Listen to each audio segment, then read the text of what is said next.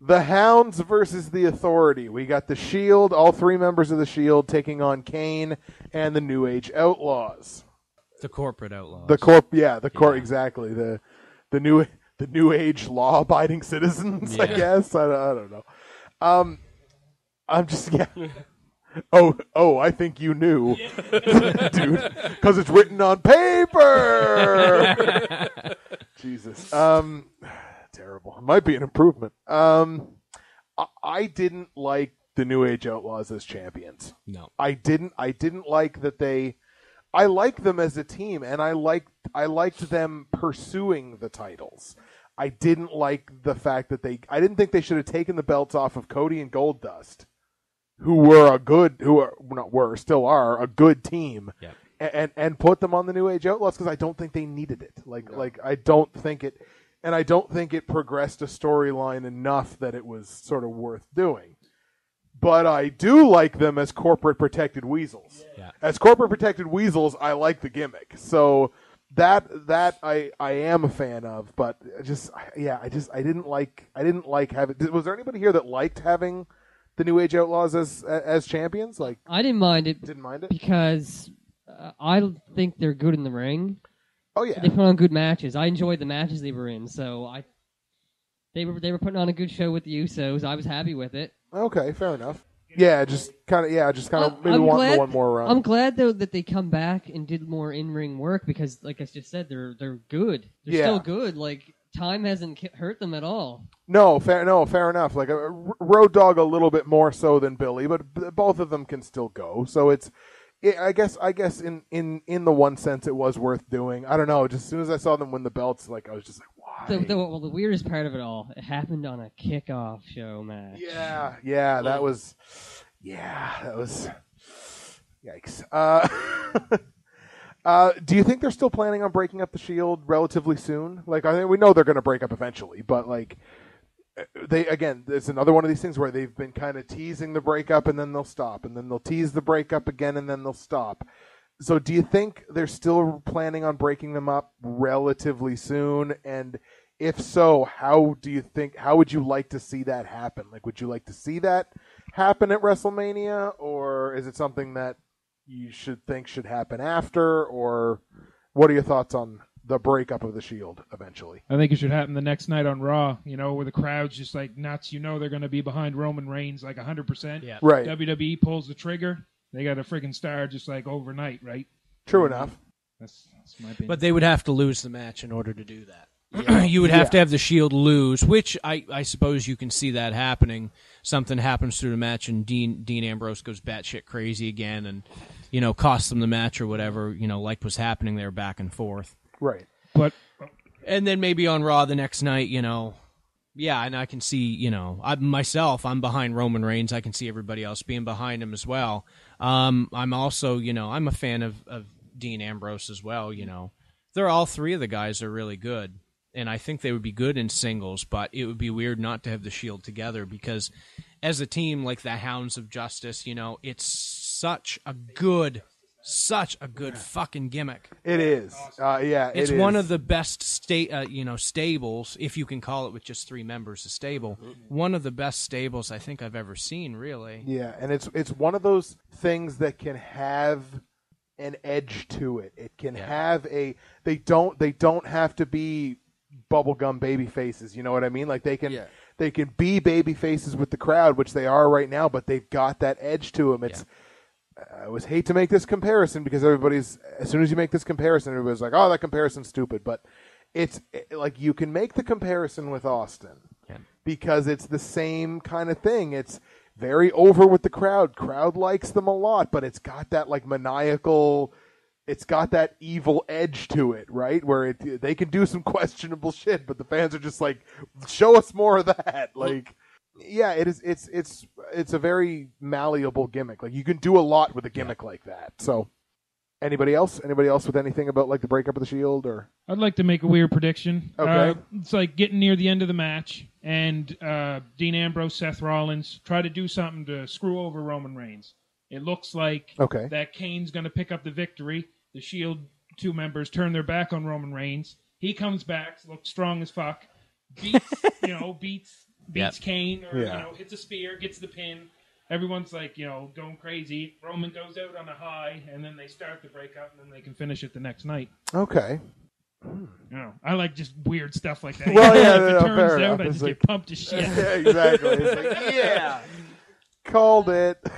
I don't know if I'd like it played out like that. I think if they're going to do it, they got to pull the trigger the whole way. Like They got to go bang and because if you just lead it off like that, it kind of takes the heat off a little bit. It could. Yeah. If they pull it off a smart way, where it kind of looks like they're, they turned on Roman but didn't really turn on Roman, you're like, is Roman going to say something to There's them? That gray area. Yeah, fair enough.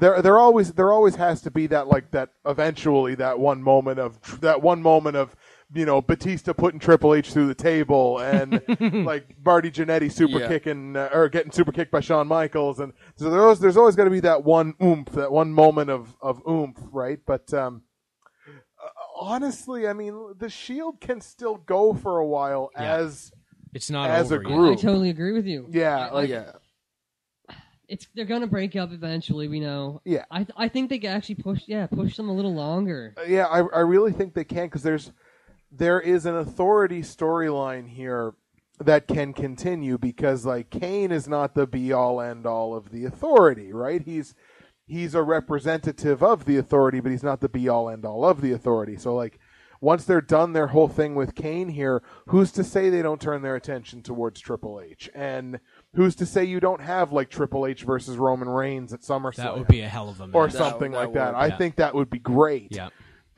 And then maybe you kind of go into the breakup, because here's after they break up the Shield, here's the thing. I don't think they know what to do with Seth Rollins. No. Well, I heard they're going to put him with Dean Ambrose to make a heel tag team, and then give Roman Reigns the big babyface push, right? And then have the other two. I don't know if they'd still be the Shield, but they'd be the heel tag team, right? My son is probably losing his shit right now. He's such a huge Roman Reigns fan. He's jumping up and down and saying, "No, this is how it's going to work." Yeah, exactly.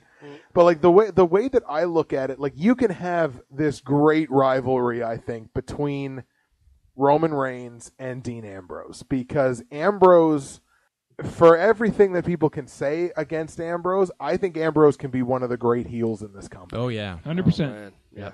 Roman Reigns, I think, can be one of the great baby faces in the company, but my fear is that WWE creative doesn't know what to do with Seth Rollins. Yeah. I would put Seth Rollins in that CM Punk straight edge society kind of thing. Yeah. They're already building him as he's the architect, right? Yeah. Incredibly intelligent, not just athletic. Exactly. Give this guy a stable. Let this guy build a stable. Let him build an NXT stable or something. Seth Rollins goes back down to... he goes back down to NXT. He brainwashes a bunch of these young NXT kids. He comes back with 4 or 5 of them. It's a Ted DiBiase stable with Seth Rollins as the figurehead to these younger guys. Oh, look, here's a guy that's made it. Here's a guy that's won the tag team titles. Here's a guy that's main evented pay-per-views, been to WrestleMania. And he can brainwash some of these young NXT kids. And he comes up with Bo Dallas and Xavier Woods and a couple of these guys, and just has them so built into the architect's system. And the Ascension, like you said, I think that's a perfect fit. You build them sort of into that, and it's we're drinking the Seth Rollins Kool-Aid, right? And he's the architect, and he builds the Ascension to winning the tag titles and stuff like that. You could do something with Paige. Paige is dying to be brought up to the main roster. She is the best diva on the NXT roster by a mile. She is so good, and that would be a perfect vehicle to bring her up to the main roster too. So. But I don't think creative is going to do that with Seth Rollins, because they're already we're getting rid of the Shield, but we've got the Wyatt family, which the Wyatt family needs to grow, and we can talk about that in a little bit too. We know the Shield is going to break up eventually. That's inevitable. But I hope that even after they break them up, they keep them relevant and keep them towards the top of the card, because the people that are in the Shield, I feel like they can do it. I feel like they are the future of the company for the next 3 to 4 years, and these guys they are capable, I feel, of carrying the company. go to the who you got. We're going to start with Rodney this time. The Hounds versus the Authority. Who you got? Well, I'm going to have to go with the Shield, just because they've got enough oomph behind them right now. They're getting lots of revenge on Ryback and everybody right now. So I kind of think they've got enough heat behind them that I can't see them making them lose. It would make them fall flat in their face if they lose to them guys. It would hurt unless they're going to proceed with the breakup. Unless it's the breakup instance, and in that case, it's got to be some sort of backward screw job, something, right? Not a legitimate loss. No, right? But no. You don't beat him clean because Kane doesn't need that, and the New Age Outlaws don't need that. No, fair enough. Justin. Oh, the Shield, 100%. Definitely want to see him win. Right on. But then again, behind him. Yeah, but then again, even so, like you said, if they do lose, then there is kind of that avenue to lead to the breakup now. But fair enough. So we got 2 on the Shield. Cody, what about you? This is a tough one for me. I'm kind of befuddled by how this is all put together. Like I'm still kind of like trying to take it all in because I wouldn't have predicted. Excellent use of the term befuddled, sir. That was great. That's a Cody word. I wouldn't have predicted this match to be on the card. Like I'd have gone with together. I was kind of like a WTF. Like, yeah. If I have to choose, I'm gonna have to say I think Kane and the Outlaws are gonna win to put the breakup in motion. Fair enough. That's the way I'm looking at it. What about you, Nick? I see the Shield being around for a little while longer. Okay. So I'm going to say the Shield. Going to go with the Shield. Yeah. I think I don't know if I so much see the Shield being around a little bit longer. I hope the Shield is around a little bit longer. Yes. That's the best that I should say because rephrase my words. Like I hope. I'm feeling a little more confident in WWE creative, but I still know who's running the ship. So I'm like, it's cautious optimism at best. For me, I'm just going to stick with Stone Cold. DTA, don't trust anybody. Yeah, exactly. Don't, especially with the WWE. Yeah, they can do one good thing one moment, and then the next moment you're cursing at them. DTC, don't trust creative. Here we go. I'll stick with the Shield on that one too. Like, I mean, I do badly want to see the Shield win this. I think this is going to be an excellent match. I think you give the Shield that. Again, that WrestleMania showcase like they had last year. The WrestleMania match last year was very good, and this year, like they've had another year under their belts. They've all grown as wrestlers, and like Reigns is pulling stuff out of his arsenal that we've never seen him do before. I love the kick on the outside. Oh my, that flying drop kick and his fucking Superman punch is so good because he just sells that Superman punch. Absolutely. So I'm going to stick with the Shield on that one as well. All right, moving on to This Is My Legacy. We're looking at John Cena versus Bray Wyatt. First of all, I love the song they have attached to this. It really does, and like I really like to pay attention to like the vignettes and things leading up to Legacy by Eminem. Legacy by Eminem.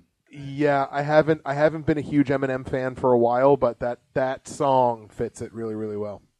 Initial thoughts on this match before we get kind of deep into it, like either the way they built the match or it kind of came up out of nowhere. A little bit. Yeah, I feel they went late on it. Like they waited to pull the trigger, and now everyone's just it's kind of a clusterfuck. And you're throwing stuff right, left, and center. Yeah. I mean, they got WWE that puts together them great video packages, and like they're amazing. They're good. Yeah. They interest you, but just what they're doing, they're not doing anything. Like Bray Wyatt's promos are pretty good. Like I watch him. I'm like, he's coming up with this stuff, and he's doing a great job. He sounds like a psycho. It's true. Yeah. I mean. I think it was a last minute decision myself. I mean that I think they knew WrestleMania was on the higher side of gonna suck, so they they had to do something, and they figured, okay, well, the crowd's really behind Bray Wyatt and the fact that he's a psychopath, and everybody wants to see Cena get the shit kicked out of him, so let's let Bray Wyatt do it. But and let's let him fuck with him for a while, right? Yeah. And I mean that when they had him tied up in the ropes, although the screen went black for a little too long, But when they had him tied up in the ropes and he came and he had the mask on, right, and the crowd was, chanting, "This is awesome," right? Yeah. It's like, okay, now it's time to pass that torch off of Cena. Obviously, they want to see somebody kick the shit out of him. So, yeah. And I also like the fact that John Cena's not like in the last 2 matches of a WrestleMania. Well, when does that happen? Well, that was actually something I was just about to bring up. Are we all just happy to see a Cena match that's a million miles away from the title? It's a mid-card. Yeah. And I like that. And Cena is a great mid-card. Absolutely. Because he's got enough behind him, but he can't sell shit. But you know what? Maybe Bray Wyatt can help him out with that a little bit. Yeah, it's possible for sure. Cody? Originally, I didn't care for the idea of this match when they teased it at the Elimination Chamber. Okay. Where they screwed him out of the match. Yeah. But it's been playing pretty good so far, and I'm really behind the Wyatts now. I like them, and I just want to see Cena lose. Yeah. Here's the way I look at it. Mm-hmm. For Bray Wyatt's career to move forward, he needs to win at WrestleMania. This is a very important match for him. It would stop him he short. He needs to win this match. If Cena wins, then Bray Wyatt's just going to go right back down to the bottom of the ladder. Right. Yeah. Well, you might as well send them back to NXT. He's going to be Damien Sandow. Yeah. Well, fair enough. And that's just it. They can't keep career killing all these guys that might be the future because one of these days John Cena is going to do one of them shitty hurricanranas and hurt something. Yeah. And and then you've got got nobody to pull off these matches, right? I was watching wrestling with my brother the other night, right? And he's not into it anymore. He grew out of it. Okay, but he said so he's not a real man then, right? I've met your brother actually. Yeah. Oh yeah. By the way, he says what's up. Yeah. But he said that the Wyatts is the best gimmick he's seen come out of the WWE. Since in a decade. Like it's really up there because they've let it expand and they've kind of taken the restrictors off of it a little bit, and it's just like, let's get a little weird with this. Like, let's get as weird as you can, and the guy that's playing Bray Wyatt's just like, all right, that's great. Let's just do that. Then. I should also point out that I've seen this on the internet that apparently John Cena is going to be taking time off after WrestleMania. So that's why I really believe that he is going to lose at WrestleMania. I don't know if this is confirmed yet, but I heard that he might be going to be in the Marine 3. Are they going to... Or Marine 4. God. Yeah, it'd be the Marine 4 Marine at this 4, point. Yeah, that's right. Good God. Yeah, he's supposed to be taking a little bit of time off after WrestleMania, right. So... Well, let's make another shitty movie. Yeah. just so everybody knows, we have this little thing. We got 4 mics for 5 people. So it's been like 5 or 6 times Justin's made a point and no one's heard it. It's a long story. Tune into No Holds Barred next week and we'll tell you. Exactly, because it's its own podcast in and of itself. But kind of what I really like about this match, it's an interesting little corner WWE's written themselves into. You only have one of 2 options. You either push Bray Wyatt to the moon because he's beating Cena on pay-per-view. Yep. Or you ruin an already big push for the Wyatts for this. You sacrifice it at the altar of another John Cena WrestleMania win. We know how much the company has invested in John Cena already, and it's like, well, we need him to win on the biggest stage to justify that, but then we're also ruining this. But I think the fact that he is in the mid-card match is alluding to the fact that they're going to let it go now. Yeah. The spotlight is not on him the way it was. The spotlight is now on Triple H and Daniel Bryan and the other 2. Well, they say online that that's what he wants. He wants to bring up mid-carders and he wants to push them. He said he had his time. He's starting to get injured. He's getting older. It's true. Why not use him to just, shoot people up to the stars? Yeah. Yeah. But I mean, you think about it. He's on year 14? I think so. It's up there. That's and he's over 40 now. I think. Yeah. Sad to say is that's a long time. He started young. That's a long time for a pro wrestler, especially in the types of matches that they were in back in the early 2000s. the table, TLC matches and shit like that, Yeah, a lot of that hardcore shit was. Yeah. It was good years, shit. Yeah, but took years off people's careers. They retired Edge that way, right? JBL, all the matches they had, they beat them with an exhaust shit out of each other. That was cool, though. That's true. Yeah. All right. Let's go to who you got. We're going to start with Justin on this one. John Cena, Bray Wyatt, who you got? Bray Wyatt, 100%. WWE can't be that fucking stupid. Well, they can, but they really shouldn't be. Yeah, they can and have been. but on this situation, they can't. Seriously. Hopefully Cena has something to do with it being like, no, you know what? Listen, we need this guy to win. Why would you get me to win? It makes no sense. Fair enough. Like this guy's got the potential to be your champion at some point next year. So why don't we do this? So fair enough. So Justin's going with Bray Wyatt. Cody.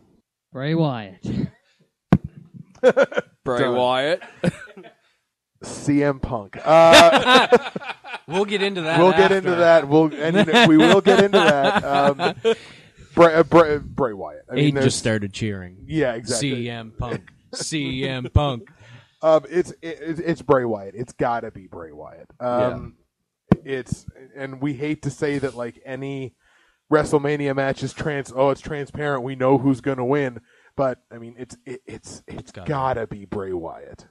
I'm obviously on it. It's got to be. All right.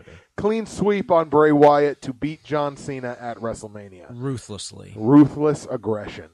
The reality era versus the Yes Movement. Stupidest name ever. A little bit. Yeah. Triple H versus Daniel Bryan, the winner of which earns a spot in the WWE World Heavyweight Championship match in the main event. Triple H has had just 10 matches since 2010. And just by visual acuity, I thought he looked a little awkward when he was beating down Daniel Bryan. Like when he went to lift him up, and he looked like he almost kind of struggled with it. Like he looked like he was just like, oh, shit, and then he just dropped him. Little bit of ring rust there for sure. Could very well be. Yeah. Can he, as good as he has been in the ring on aggregate over his career, because he is a student of the game, and he does work very well. At this point in his career, and based on the fact that he's only had 10 matches since 2010, can he still hang in the ring with a guy the quality of Daniel Bryan? Because Daniel Bryan is arguably top 3 workers in the company. And he doesn't get tired. No, Triple H is going to gas out. Yeah, but I think Daniel Bryan will make Triple H look good. Like, they'll do everything to make Triple H look the best he can look. Mm-hmm. So it looks like Daniel Bryan is coming over a hurdle, not just kicking the shit out of Triple H. Yeah, right. Well, and that's kind of what they would want too. Not just running circles around him like Roadrunner style, right? Yeah, fair enough. Me. Yeah, exactly. yes. Except a little higher pitch than that. All right, fair enough. If Triple H wins, does the internet explode? 100%. People are going to be fucking livid. Yeah. Put it bluntly. But is that what they want? I mean, I can see now. I shouldn't go this far because this will talk about my prediction for later also. But fuck it, we're on one, so let's enjoy. Spoilers. No, go ahead. I'm kind of thinking Triple H is going to win. Okay. In some way. Probably not legit because, Right. And then goes into the main event, and Daniel Bryan ends up coming out and destroying Triple H, and then it ends up to be just a two-way match, basically, in the end. Which would be horrendous, but I see that being a way creative would go. I've got a wild prediction I want to give when we get to the main event. Okay, we get to the okay, fair enough. I think we're on the same wavelength. I know what you're thinking right now. I'm excited for this. Could be. This main event talk is going to be good. We need to have some time for this. It is. It's true. That's an interesting theory. I think. I hope it's not true. Yeah, it would. I think it would. It would bother me if that was true because it's like it's another example of it's a guy that doesn't need it. Yeah, like he doesn't need it. It's not like. I was like, man, Triple H's career would have been something if he would have won that match at WrestleMania 30. Yeah, it's like, well, like the dude's already got his career accolades. He's already been given too many accolades based on who he is, stuff. Yeah, like Jim Cornette has a famous line about Triple H. Is like Triple H isn't the guy that draws the money; he's the guy that works with the guy that draws the money. And he's in that. Like Triple H is never mentioned as one of the greats of all time outside of scripted WWE promos and things like that. So it's like, again, that's just Jim Cornette's opinion, of course. But like I really liked Triple H back in the day. I thought he was like the quintessential heel. I thought he was the top heel. He's still in my top 5 of all time. Yeah. So I mean, he's definitely up there. But it's like, it would bother me if he ends up beating Daniel Bryan, because it's just like, Bryan's a guy that in the context of WWE needs it. Yeah. You know what I mean? Like people that followed him in ROH know, like, he was second coming of Chris Benoit. Like, he was just a great talent. But the WWE audience kind of knows it, but they don't know the extent of it, right? So it's like, he needs a moment like this, whereas, Triple H really doesn't, arguably. But yeah, I think the internet goes nuts. Like, I think the message boards it's like the zombie apocalypse. Like the message boards just die. It's gonna be a meme apocalypse. Oh my god, it would be bad. But you know what? The risk is definitely there. All right, who you got? We're gonna start with Cody. I'm going to say Daniel Bryan, but my wild prediction coming up later says differently. Okay, fair enough. So you're fucking Jim Carrey over there. So Cody's hedging his bets, but he would definitely rather see Daniel Bryan, but he's got a wild prediction there. There's your tease to keep listening for his wild prediction later. Nick. I don't see any reason why you would give it to Triple H. Mm-hmm. I mean, and you said before, for all the things that he's done, for the countless titles that he's held, and now where he's the authority. Mm-hmm. He's in the ring. He hasn't wrestled very much. He's got ring rust on him, and I mean, he's struggling to yeah. Daniel Bryan needs this. Mm-hmm. He needs to be the champion. I think the fans need it too. They do. Yeah, they do. That would be the big thing that might turn the universe back around again, right? Yeah, because I said this just in conversation with a friend of mine a little while ago. He didn't necessarily agree with me, but just based on perception, it seems to me like the Yes Movement was kind of losing steam a little bit outside of the super hot markets, right? Like outside of the big markets that are the big vocal, big markets. Philadelphia. It just feels like it felt like the Yes Movement was kind of losing steam. Like it was just like, wow, they're really not gonna. It's almost like people trying to get ahead of the train. Like, it's just like trying to get to the end of the movie before the movie does. And it's just like, oh, man, they're not going to... What's the fucking point? They're not going to give him this, and he's not going to have the title, so blah, blah. So, like, apathy maybe was starting to kind of get into it a little bit, and it feels like it's picked back up now. But, like, for a couple of weeks there, it almost felt like it's like, oh, man, the nose of that plane is down. Like, they got to pull this back up. Cody, you have something you want to say? I love Daniel Bryan. Great talent. Yep. My fear out of all this... He does. Let's say he wins everything. He wins the big one. He's gonna get burned out really quick, and everyone's gonna get sick of it really quickly. That's my fear. Yeah, and I think it's a realistic fear that it's just like, all right, we finally got him to this point. What's next? And the yes stuff's gonna get old eventually. There is that fear. Yep. Yeah, there is that possibility. But again, that is kind of getting ahead of ourselves. But the fear is definitely there.